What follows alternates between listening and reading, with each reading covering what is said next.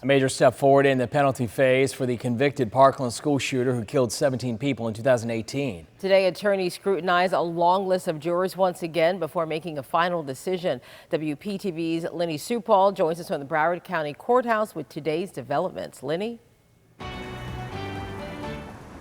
Good evening, Jay and Tanya. Yes, the slow and careful process to find a fair and impartial jury has finally come to an end as opening statements are set to get underway next month.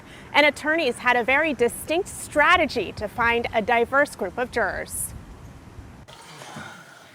Ladies and gentlemen of the jury, you have been selected and sworn as the jury to try the case of the state of Florida versus Nikolas Cruz. A solemn oath to abide by the court's stringent list of detailed instructions. A carefully selected jury sworn in. It is very, very important that you take this order seriously to the letter of the law. Earlier in the day, a rare exchange between Judge Elizabeth Scher and defendant Nikolas Cruz. Mr. Cruz, have you had the opportunity to participate in the jury selection process with your attorneys?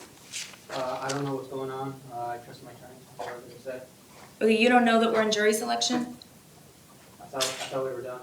Cruz eventually confirmed he's been present and actively listening during the 3-month jury selection process. But finding a fair and impartial jury to decide the fate of the convicted Parkland shooter has been slow and difficult. Attorneys eventually selecting 7 men and 5 women to serve, plus 10 alternates. Alternates serve as regular jurors. They don't know necessarily that they're the alternates until it's time for deliberation. Legal analyst Melba Pearson from Florida International University has been keeping a close eye on the proceedings. Jury selection can be very slow, especially when it's a high-profile case, but even more so, you're pulling basically jurors from the community where this crime happened. The jury represents a diverse cross-section of the community with different ages, races, and economic backgrounds, including a financial executive, a state probation officer, a computer tech librarian, and stock supervisor at Walmart. At least one juror owns an AR-15, the same weapon used in the 2018 massacre.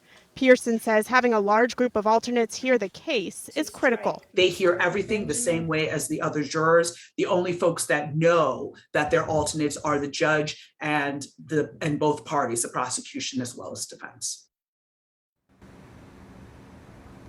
And jurors were dismissed early today. They'll be back in the courtroom in about 2.5 weeks on July 18th, and that is when the trial is set to begin. It's expected to last through October. Reporting live in Broward County tonight, Lenny Supal, WPTV News Channel 5.